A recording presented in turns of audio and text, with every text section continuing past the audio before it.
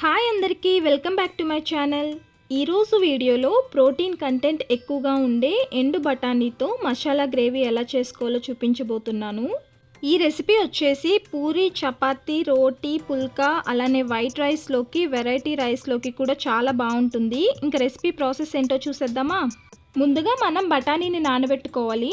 దీనికోసం అరకప్పు వరకు ఎండు బఠానీని తీసుకుంటున్నాను. ఇవి నీట్గా వాష్ చేసుకొని సరిపడా వాటర్ యాడ్ చేసి 8 నుండి 10 గంటలు నానబెట్టుకోవాలి.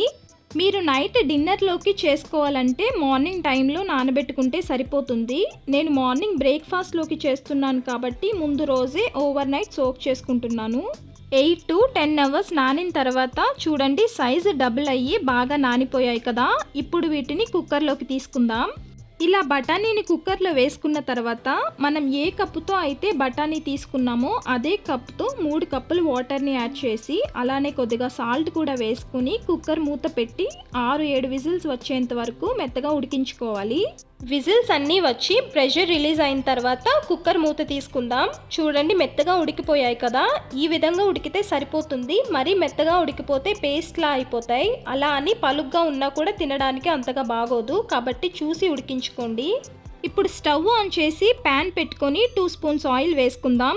ఆయిల్ వేడైన తర్వాత 2 బిర్యానీ ఆకులు, 1/2 స్పూన్ జీలకర్ర వేసి వేయించాలి. ఇవి వేగిన తర్వాత 2 మీడియం సైజు ఉల్లిపాయల్ని ఇలా చిన్న ముక్కలుగా కట్ చేసుకొని ఇందులో వేసుకుందాం.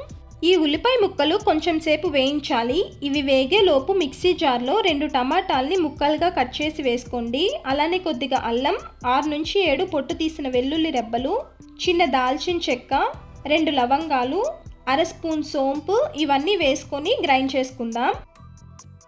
ఇలా మెత్తగా గ్రైండ్ చేసి తీసుకోవాలి. ఈలోపు ఉల్లిపాయ ముక్కలు కూడా వేగిపోయాయి. ఇప్పుడు మనం మిక్సీ పట్టిన టమాటా పేస్ట్ని ఇందులో యాడ్ చేసుకుందాం. ఇలా వేసుకొని మిక్స్ చేసి మీడియం ఫ్లేమ్లో వేయించుకోవాలి.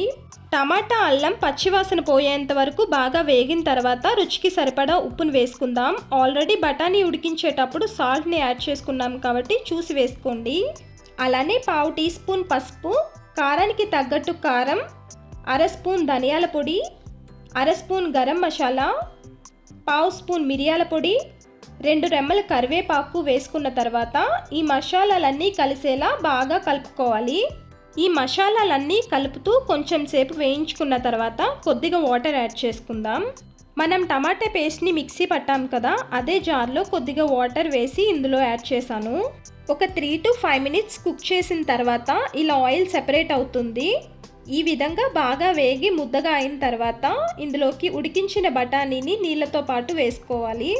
ఇలా వేసుకొని ఒకసారి కలిపి ఇప్పుడు మన గ్రేవీకి తగ్గట్టు వాటర్ని యాడ్ చేసుకుందాం.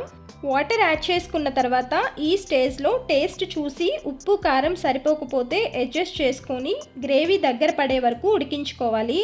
ఈ విధంగా 5 మినిట్స్ మీడియం ఫ్లేమ్లో కుక్ చేసుకుంటే మన గ్రేవీ కన్సిస్టెన్సీ వచ్చేసింది. ఫైనల్గా కొద్దిగా కసూరి మేతి వేసుకుంటున్నాను. ఇది లేకపోతే కొత్తిమీరను కూడా వేసుకోవచ్చు. ఇప్పుడు ఒకసారి కలిపి స్టవ్ ఆఫ్ చేసుకుంటే మన టేస్టీ అండ్ హెల్దీ రెసిపీ బఠానీ మసాలా గ్రేవీ రెడీ అయిపోయింది. నేను చెప్పిన ఈ ప్రాసెస్లో తప్పకుండా మీరు కూడా ఇంట్లో ట్రై చేసి రెసిపీ ఎలా వచ్చిందో మీ ఫీడ్బ్యాక్ని కామెంట్స్లో చెప్పండి.